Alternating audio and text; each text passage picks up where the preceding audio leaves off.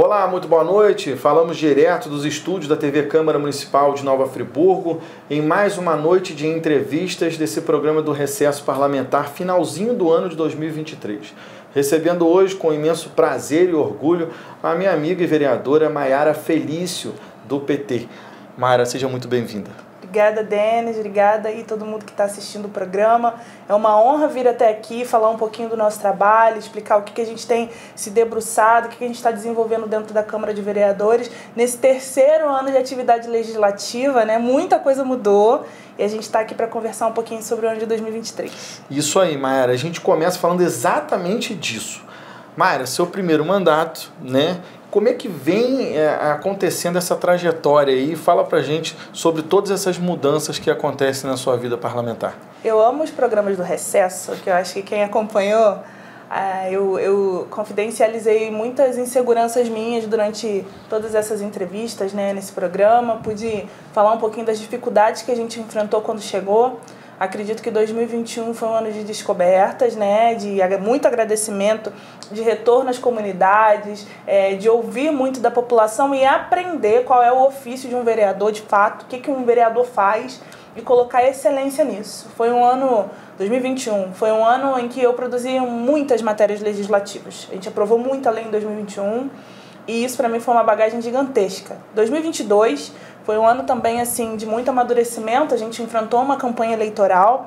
Eu acho que todo mundo que esteve ativo na campanha de 2022, defendendo democracia, né, querendo um futuro melhor para o nosso país, e ainda assim, aqueles que estavam com o nome à disposição, que foi o meu caso, né, a gente que concorreu, pôde ver de perto também, assim, nas andanças da rua, né, o que a população quer, o que o povo quer em todas as instâncias. Às vezes, Denis, a gente acredita que só uma parcela da população, quando elege um político, vai estar ali atuando junto dele, vai acompanhar o mandato, mas não. Eu acho que o grande ganho que eu tive durante esse tempo, que muitas pessoas fora ali da minha bolha, fora das minhas prioridades de atividade, assim, se aproximaram muito e contribuíram muito com esse trabalho que a gente vem desenvolvendo aqui.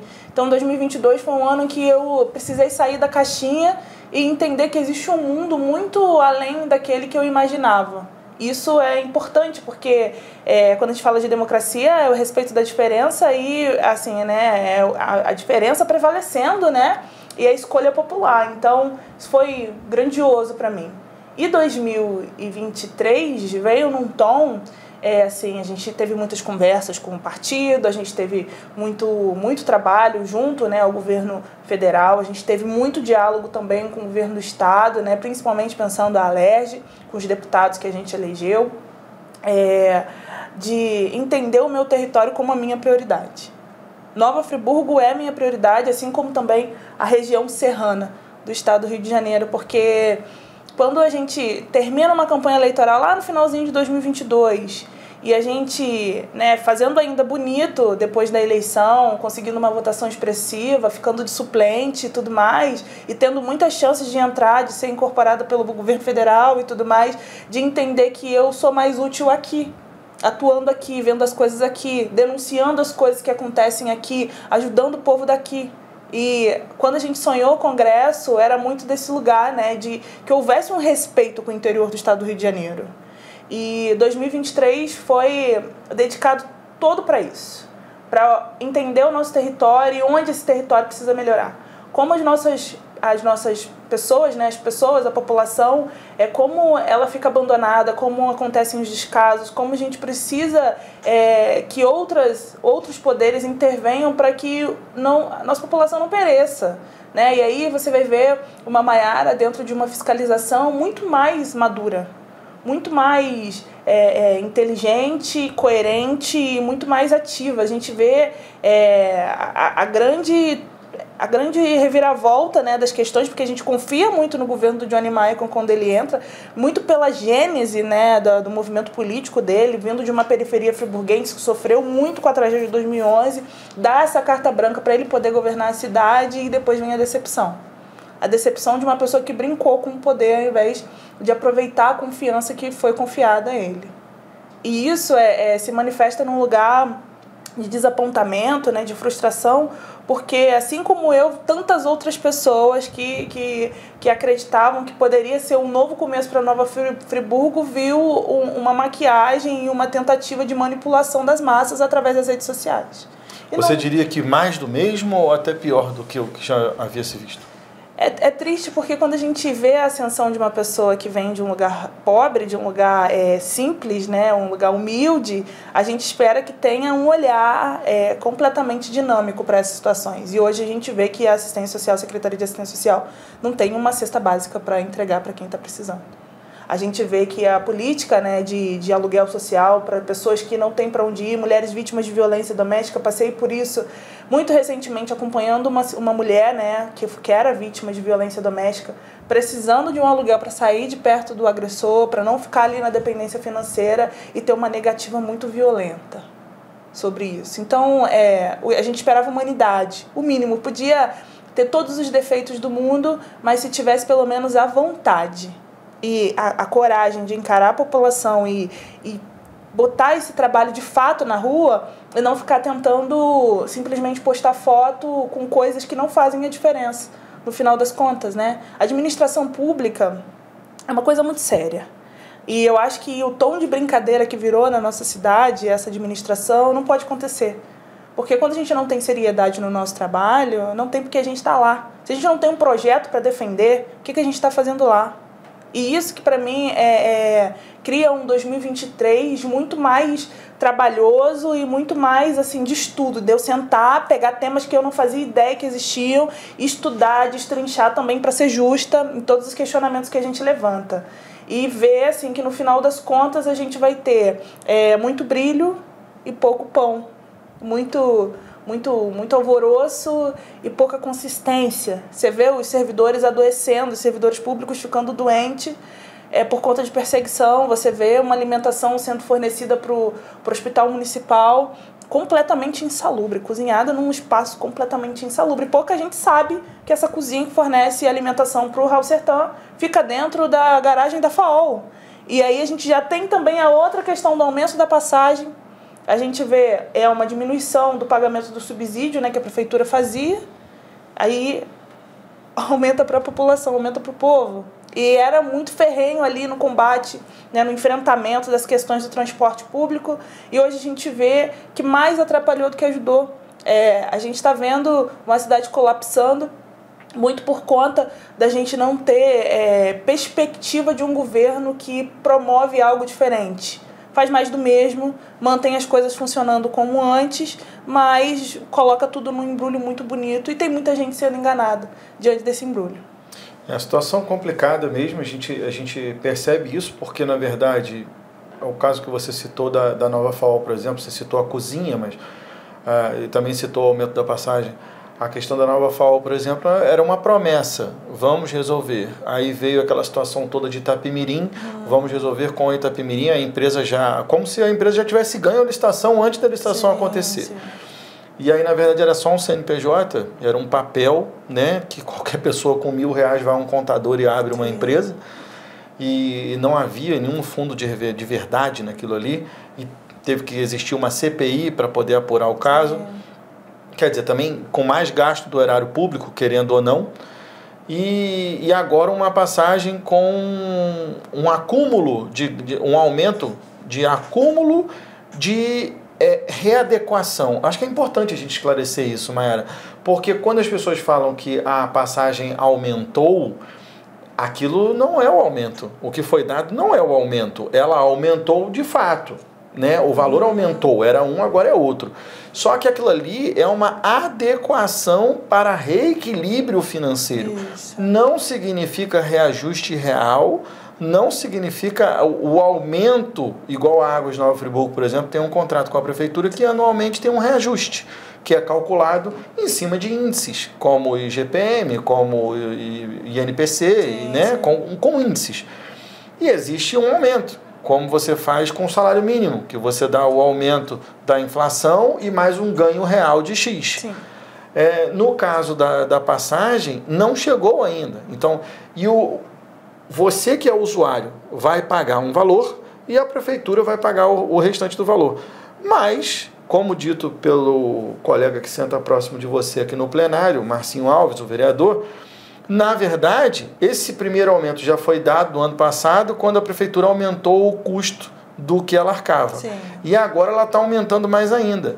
Mas, se o dinheiro da prefeitura é a arrecadação dos impostos do friburguense, na verdade, a gente está pagando. Você está pagando do mesmo jeito. Uhum. Não mudou nada? Sim. E sem um aumento real. Você compreende? Porque para a população fica mais nítido que, por exemplo, é como se a gente estivesse pagando a menos pelo serviço que a gente tem, pelo serviço que é prestado pela empresa. É como se a gente estivesse aí pagando menos pela diminuição de ônibus, menos do que deveria pelo número também de rotas diminuída. É como se a gente estivesse pagando menos daquilo que a gente já acha ruim. Então, para a gente pagar o que está circulando hoje, teve esse aumento, né, no valor da passagem. E ainda assim, não vai poder se cobrar um aumento da qualidade do serviço, porque nós estaríamos aí pagando pelo serviço que já é prestado hoje nos moldes que funciona hoje. Parece confuso, mas é exatamente o que a Mayara explicou. Porque já teve falas de vereadores aqui, por exemplo, colocando isso. Agora que estamos pagando mais caro, pelo menos vamos cobrar uma melhora. Não existe isso, porque não existe, porque na verdade isso aí não procede, porque se é um reequilíbrio econômico-financeiro, é um reequilíbrio econômico-financeiro diante da planilha que foi apresentado com o que está rodando hoje. Não existe nenhuma previsão de investimento, de compra de ônibus. Isso aí seria surreal, seria a gente falar aqui da passagem a chutes largos aqui custar R$8, sim, porque sim. Não tem cabimento falarmos sobre isso. Não existe isso. E aí, a grande questão que a gente tem nisso tudo é que ninguém aqui é contra o pagamento do subsídio, ninguém aqui é contra que a prefeitura vá lá, contra a realidade dos fatos, né? Um orçamento adequado e que consiga pagar essa empresa, né, que circula aqui. E eu acho que a gente precisa rebobinar também um pouquinho, porque a gente sonha, né, com até a possibilidade de uma nova empresa circular na cidade. Só que as licitações que vêm sendo puxadas, né, isso é histórico em Nova Friburgo e todo mundo sabe disso, é muito difícil que outra empresa venha, é muito difícil que outras empresas estejam aí também concorrendo. E a que veio foi Itapemirim, teve um entusiasmo, uma condução péssima de tudo como aconteceu, de como poderia ter fiscalizado para que a gente não caísse naquilo, precisou da Câmara intervir, mas enfim, se nós não temos outra empresa interessada no certame, que pelo menos nós tenhamos aí uma responsabilidade de fazer um orçamento que consiga garantir que essa empresa trabalhe minimamente bem. E aí, pensando também, né, para a população, entregar uma qualidade para a população, dentro da responsabilidade do poder público. Aumente esse subsídio, diminui o preço da passagem, a passagem que o passageiro paga mesmo, né, ali no preço final. Vamos tentar fazer com que o impacto seja o menor possível. Ninguém aqui é contra. Ninguém é contra o subsídio. Ninguém é contra que a prefeitura tenha aí essa responsabilidade dentro do orçamento de aumentar, de pagar 1 milhão, de pagar 2 milhões, mas que nós tenhamos um serviço que atenda a população, atenda o povo. Ninguém é contra isso. A gente tem prefeituras e mais prefeituras, algumas no Brasil, enfim, que pagam a totalidade, né, desse valor da passagem para que o contribuinte não pague mais uma vez essa passagem. Diferente do que acontece aqui na grande maioria, e Friburgo é um exemplo disso. A gente paga um imposto que vai subsidiar essa empresa, né, que vai dar o recurso lá, e aí a gente vai ter um preço final para, né, comprar o bilhete, né, antigamente a gente falava assim, e a gente vai pagar de novo esse valor, né, dentro da passagem. E aí a grande questão é que não existe uma vontade política ou uma vontade administrativa de reduzir esse gasto para a população. Olha só, a dívida que parecia que a dívida que foi calculada que a prefeitura teria com a nova FAOL estava beirando ali os 7 milhões. 7 milhões, isso aí. E aí a gente vai ter um Natal de 6 milhões. Você preferia ver luz ou ter uma passagem mais barata? Que no final das contas é isso. Sim. E aí, assim, tem uma galera que fala, Mayara, verba carimbada, não pode tirar dali para colocar aqui. A gente votou aqui nessa Câmara 80% de remanejamento. A gente deu confiança para o prefeito fazer aquilo, né, que era sensato. Mas, infelizmente, ele não pediu para seus secretários de turismo, seus secretários de cultura, enfim, ou ele não permitiu que esses secretários colocassem um orçamento que desse conta de um bom serviço durante o ano para colocar esse dinheiro em outros lugares. E aí, quando ele quis fazer, né, esse evento de final de ano, que eu acho que é importante ter, mas eu gostaria que a gente tivesse aprovado na Câmara, né, tendo aí noção que seria dessa forma, ele tira da iluminação pública, ele tira das manutenções da sua rua para colocar num evento de Natal. Então não é uma verba carimbada, não é uma verba direcionada, é uma verba que ele pegou de um lugar e colocou em outro. E esse lugar que ele tira é um lugar essencial para o bom funcionamento da cidade. Isso que é triste. Ninguém aqui está contra os artistas, ninguém está aqui contra o secretário que vem desenvolvendo um trabalho brilhante dentro da pasta do turismo, que vem se esforçando e fazendo a diferença para a nossa cidade. Isso é muito importante. Para mim é muito importante que as crianças que saem da periferia venham e vejam, né, tudo isso muito bonito, que tenham a oportunidade de ver um Natal incrível. Mas eu gostaria que a gente tivesse, né, essa verba específica para isso e não tirasse aí das prioridades que a gente também tem no município. E aí tem aquele embate do Carnaval e do Natal e tudo mais. A diferença é que o Carnaval tem orçamento próprio. A gente já se programa quando vota no final do ano para o ano seguinte, né, um ano que vai vigorar, já vota esse orçamento direcionado, pensando que ele não vai aí, né, ser nem 0,5% de um orçamento da saúde. Não vai ser nem 1% do orçamento da educação. A gente sabe muito bem que a gente está votando aqui porque a gente sabe qual é a prioridade do nosso município. Em 2022, o orçamento da saúde foi 175 milhões. 6 milhões não faria diferença, né? Por assim dizer. Mas a grande questão é que você está sem... Eu fiz isso, né, durante esse ano. Eu andei em 60%, 70% de todos os postos de saúde do nosso município. E é crasso. Você chega lá, não tem uma amoxicilina para uma pessoa que precisa.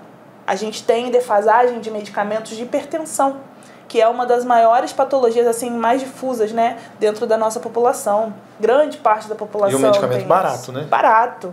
As dipironas, que é o clássico, né, que é ventilado aí nas mídias, que falta dentro do Raul Sertã. A gente está cansado de saber. E aí sim, esses 6 milhões faz diferença. Aí sim a gente vai ver que nesse orçamento. E o porquê que esse orçamento gigantesco da saúde não está cumprindo seu papel? O que está acontecendo? Qual é a prioridade desse governo que não consegue fazer com que o básico seja entregue para a nossa população? E aí a gente tem sim que denunciar a política de pão e circo. Tem que denunciar, gente. Porque é incabível, inconcebível. E quando vocês vêm cobrar da gente que está vereando aqui na Câmara Municipal, para a gente ter ciência e ter a responsabilidade de explicar tudo para vocês. Antes de votar qualquer matéria, antes de propor qualquer lei, antes de fazer qualquer iniciativa, antes de fazer as denúncias, a gente tem que estudar para saber o que está falando. E não ficar igual um papagaio na tribuna falando coisas sem nenhum tipo de fundamento. A gente tem que estar aqui com a nossa responsabilidade intacta para poder dar a melhor resposta para a população. E quando a gente vê isso tudo acontecendo da forma que é feita, sem nenhuma responsabilidade pelo executivo, a gente tem que denunciar. E o que você falou é extremamente importante, porque as pessoas batem na questão de fake news de notícias publicadas em internet, televisão, normalmente veículos de comunicação ou profissionais independentes ou pessoas que se acham comunicadores de alguma forma independente.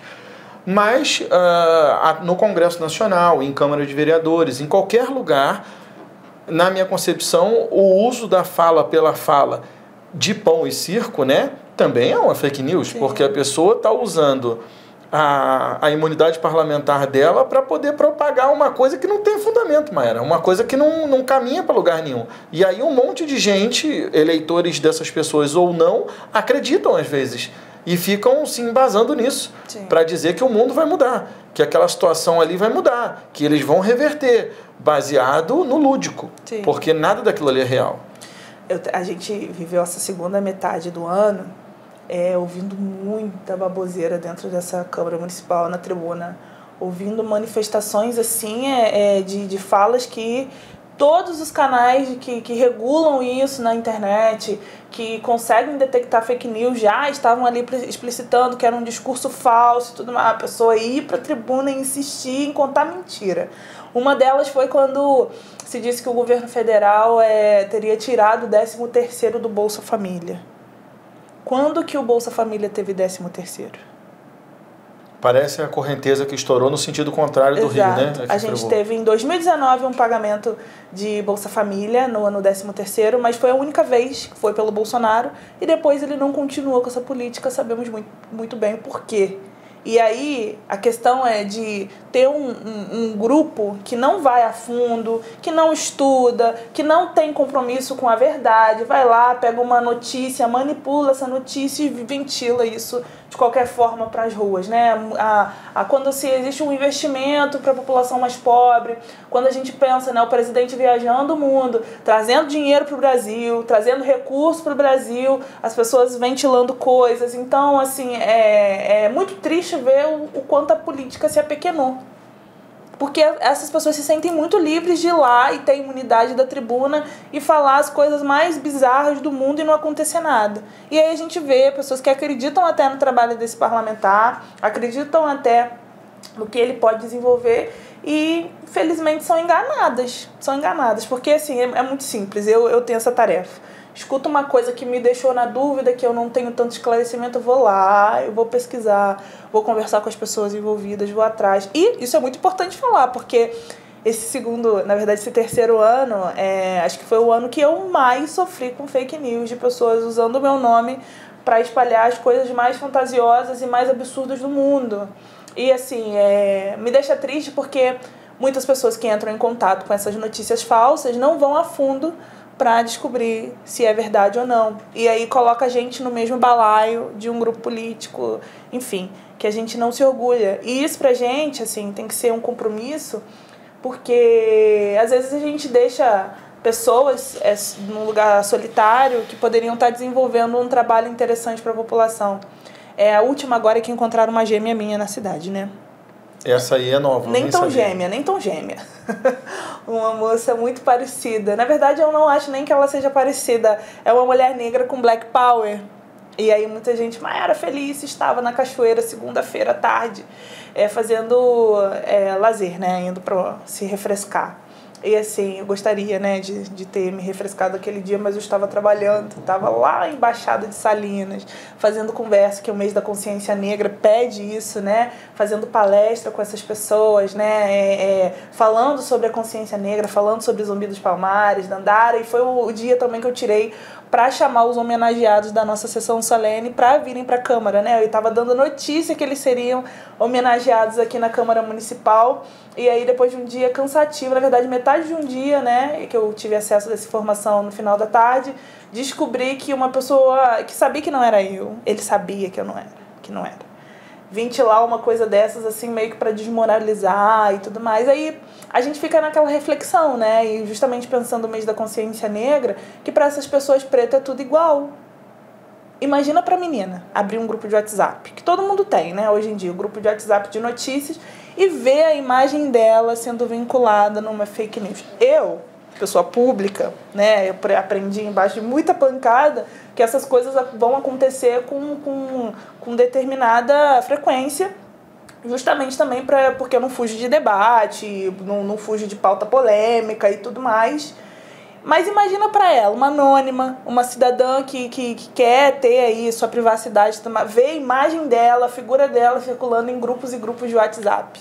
Agora imaginem outras garotas que têm black power, que são mulheres pretas, que alguém pode olhar de costas e confundir comigo, passarem pela mesma situação. E eu gosto de dar ênfase para isso porque incomoda a gente. Incomoda, porque quantas vezes a gente precisa se afirmar num lugar, dizer para acertar o nosso nome, para dizer que a gente merece estar nos lugares e ao mesmo tempo as pessoas colocarem todo mundo no mesmo saco e se vira, né? E tem essa é um dizer até popular brasileiro que a gente escuta com muita frequência, que preto é tudo igual, tanto faz. E não vi nenhuma página pedir desculpa pra garota até agora.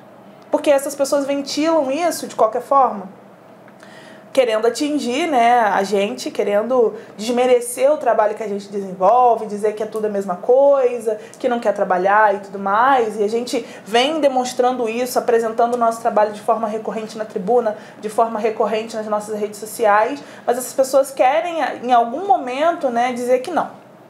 E aí não tem compromisso também de voltar atrás e dizer, olha, nós erramos. olha, foi um equívoco, não é isso, ninguém tem um compromisso disso. E aí eu já tiro qual que é o bom profissional e qual não é, né? Essa questão do orgulho ferido, né, ele é impressionante como as pessoas perderam a referência de simplesmente falar, olha gente, vocês me desculpem aqui, me equivoquei, às vezes até não estou propagando uma fake news, mas foi sem querer, realmente acreditei que fosse, olhei, me confundi, você me desculpa? Não tem, as pessoas elas não têm isso, eu fiz, daqui a pouco é outra notícia e eu publico de novo, outra coisa qualquer, e aí deixa para lá, porque eu não posso me diminuir perante você, mas quer dizer, eu posso diminuí-la, mas eu não posso, essa é a falta de empatia, é a falta de nível de consciência de homem médio, né? De pessoa média, né? E uma coisa que eu observo muito, porque eu consumo muitas notícias também, e que eu percebo, é que jornais de credibilidade, comunicadoras de credibilidade, sempre que acontece algo desse sentido, vão lá e publicam erratas. Vão lá e voltam atrás. Sim. Vão lá e pedem um tempo na TV e reformulam a coisa. E não é feio isso. Na verdade, isso é natural. Quando eu observo esse tipo de postura, eu vejo uma grandiosidade muito maior, né, nos profissionais que têm essa atitude. Assim. Porque errar é humano, gente. Propagar uma fake news, qualquer um de nós está sujeito. A diferença é que se a gente descobrir que é uma fake news, a gente tem que voltar atrás e pedir desculpa a quem se sentiu ofendido ou quem teve a imagem vinculada de forma indevida. De fato, e isso hoje em dia está muito difícil, né? Difícil. Está muito difícil. Mayara, vamos falar agora aí do seu alinhamento com o governo federal, sua parceria aí, André Siciliano, a gente sabe que vocês têm uma proximidade muito grande. Sim. O André fez um trabalho incrível na Alerj durante muito tempo. Sim. Um presidente da Alerj muito querido por todos, ele conseguiu uma coisa muito difícil, é ser querido pela direita, pela esquerda, pelo centro. Sim. Né? E é julgado por isso, tá? Ele conseguiu, inclusive até hoje consegue fazer em Brasília, né? Fazer uma articulação incrível. Ele não carrega essa coisa. As pessoas conversam com o André Siciliano, não conversando como se fosse um petista, porque as pessoas não tem como ter nele esse conceito, porque ele é um André Siciliano filiado ao PT. Pactua com raciocínio, discorda de alguns, se coloca, consegue conduzir. Ele não tem o estigma da divisão política. E isso, eu acho que dessa forma dele, outros políticos poderiam aprender com ele, tanto de esquerda, direita, centro, etc., porque, na verdade, é uma questão de diplomacia, né? É como se você conversasse com alguém, uma liderança do PL, vamos colocar hoje, que são os dois grandes opositores, né? Uma liderança do PL, e que você não o chamasse de direitista ou extremista ou qualquer outra coisa. É difícil você achar essa figura do André Siciliano em outro local. Em outros lugares. Mas existem alguns, assim, que eu acho que... Benedita da Silva. Ele é uma liderança, é quase um lugar ecumênico da política, né? Outros engraçados você falar isso, porque estavam mencionando, eu estava em uma conversa de amigos, e as pessoas estavam falando sobre políticos. Aí eu mencionei a Benedita. Aí estavam falando sobre governadores do Rio de Janeiro. Aí falaram sobre governadores, eu falei, pessoal, olha só, a gente não pode esquecer da Benedita, não. Benedita.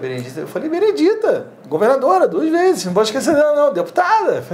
Gente, Benedita da Silva é uma referência. Ninguém pode, assim, o trabalho dela é incrível, porque o trabalho dela é um trabalho, abre aspas, silencioso, mas que fala com todo mundo. Sim.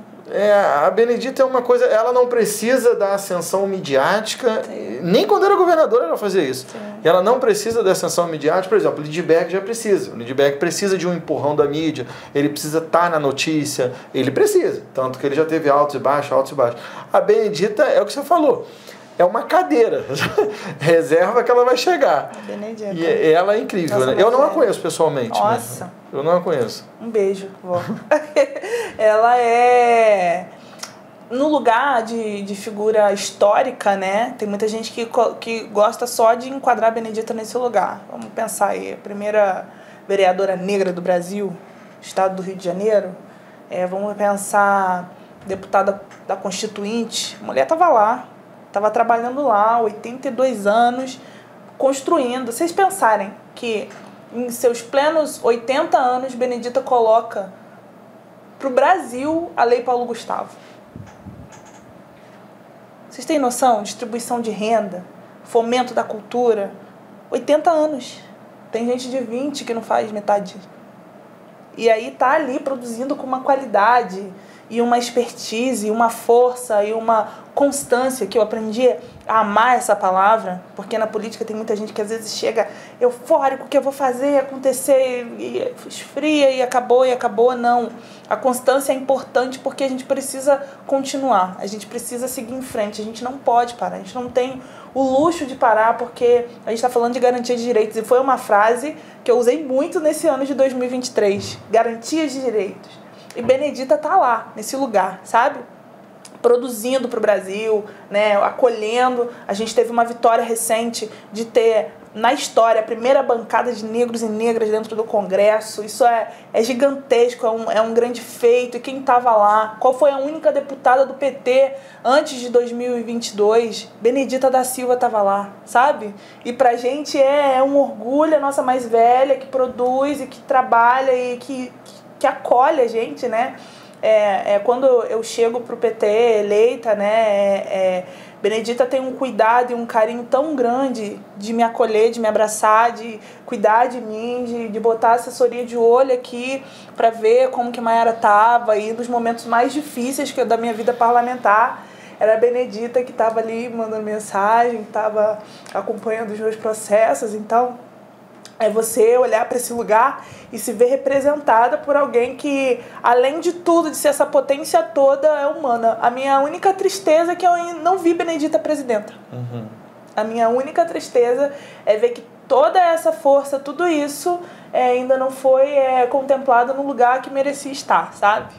E falando das figuras do PT, né, e a nossa relação com o governo federal, a gente tem a retomada do desenvolvimento do nosso país, e a região serrana do Rio de Janeiro não pode ficar fora disso.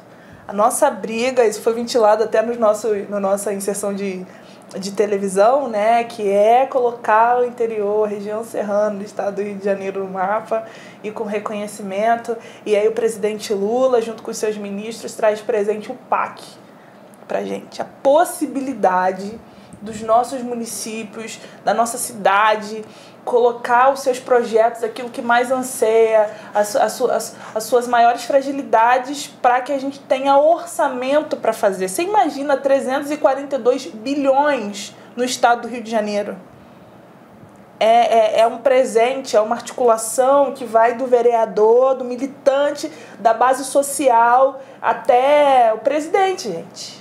Isso é uma corrente de muitas mãos. O PT é um partido que tudo é decidido no voto.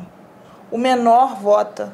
E o voto dele tem o mesmo peso que o voto do presidente. Se você não tiver a maioria, sua ideia não for a mais exaltada, não vai para frente. E isso pra gente é tão interessante, porque é uma corrente que a gente vê que quanto mais a gente bota energia, mais bota gás, as coisas começam a acontecer da forma que a gente sonha, da forma que a gente acredita, né? Mas para além disso, é como a gente precisa, e pensando a figura do André Siciliano, dialogar com aqueles que não pensam igual a gente. Quando a gente faz a possibilidade dos municípios apresentarem seus projetos, a gente está falando que todos os prefeitos e seus secretários vão precisar pensar, organizar e encaminhar esses projetos para que chegue a política pública no município, chegue o orçamento. E a gente está falando de transporte público, a gente está falando de pavimentação, mobilidade urbana, a gente está falando de creche, criação de creche, espaços de esporte, a gente está falando sobre cultura dentro das comunidades, a gente está falando de uma possibilidade gigantesca de coisas. E se o prefeito, que hoje, né, ele está sem partido, né? Ele tá, mas tem a articulação, né? O chefe de gabinete dele hoje é presidente do União Brasil. E também houve agora a tomada do PL aqui em Friburgo por parte do presidente Johnny Maio. Do prefeito Johnny Maio, perdão. Não, ele não está afiliado, mas então tem um compromisso assumido com o MDB também. Está vendo um cara ali completamente num campo de direita, tem secretário de extrema-direita, e tem um povo ali mais de centro-esquerda, centro-direita, enfim. É uma coisa não muito definida, mas ainda assim a mentalidade do prefeito, o vídeo, a campanha que ele fez, né, para o ex-presidente, que atualmente está inelegível, né, se coloca no lugar de direita. Então é o convencimento desse prefeito, convencimento que a gente precisa levar esse prefeito para que ele coloque projetos de lei, coloque projetos para participar aí do PAC, para que o orçamento chegue em Nova Friburgo. Independente dele ir para Brasília e não querer nenhum diálogo com o nosso governo, né, que é um governo petista, a gente ainda assim quer ver a nossa cidade crescendo, ainda assim a gente quer ver as coisas funcionando. Isso porque independe, né? A gestão pública não pode depender da vontade, da opinião partidária de ninguém. Exato. Pelo menos não deveria, né? Apesar do Johnny Maicon fechar as portas para os vereadores que apontam o que precisa melhorar na cidade, né? Apesar dele ter essa postura infantil de não querer dialogar, de não querer isso tudo, a gente continua tentando os contatos, continua apontando os caminhos, continua, né, demonstrando o que precisa ser feito. Óbvio, né, que a gente vai observar coisas absurdas e a gente precisa falar que é absurdo e o quão absurdo é. Mas ainda assim apontando o que precisa fazer, qual é a possibilidade, o que a gente tem aí para enfrentar, mas enfim, né, a gente não pode contar com a maturidade de todo mundo. Mayara, a gente chegou ao fim do nosso programa de hoje, quero agradecer demais a sua presença aqui, esse bate-papo maravilhoso, sempre um prazer muito grande conversar com você e você pode se despedir do pessoal de casa. Bom, gente, a gente vai falando, né, Denis? A gente vai conversando, a gente vai entrando em temas importantes e acabou que a gente não falou sobre os projetos, né, que a gente colocou aqui na Câmara durante esse ano, quais foram as nossas audiências públicas, onde a gente se debruçou, o que a gente fez. Mas eu queria convidar vocês para conhecerem todo esse trabalho de 2023 lá nas nossas redes sociais. Vocês vão digitar Mayara Felício, vocês vão me achar, vocês podem ficar tranquilos, que lá tem um acervo bem grandão de tudo que a gente propôs, né? Pensando a saúde da população negra e suas especificidades. A gente versou sobre o direito de ser mãe aqui em Nova Friburgo. A gente tem projeto de lei também, né? E colocando conscientização sobre o que é, né, racismo e preconceito recreativo, pensando o caso daquele menininho que foi, né, humilhado dentro de uma unidade escolar. A gente tem aí também leis de visibilidade, da diversidade. A gente tem projetos que vão versar também sobre a qualidade de vida da nossa população, pensando a sua saúde, pensando suas dinâmicas. As nossas fiscalizações também estão todas postas lá, né? As vagas em creche que a gente se coloca também. E sem falar que essa parlamentar esteve ativa durante todo esse ano em uma CPI que investiga fraude dentro do laboratório do Hospital Municipal. Isso levou bastante tempo da nossa atuação, mas para um lugar muito importante, que é direcionar, né, saber se está havendo desperdício ou negligência do orçamento público e se houve realmente corrupção ali naquele caso.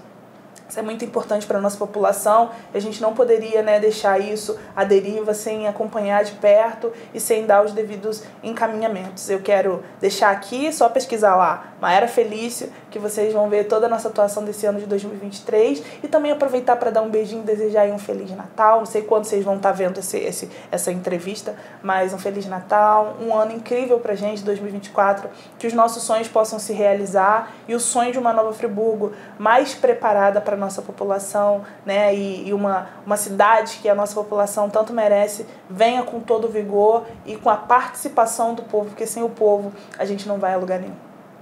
Mayara, obrigado, viu? A vocês aí de casa, muito obrigado pela sua audiência, companhia e carinho. Tenham todos uma ótima noite e até a próxima.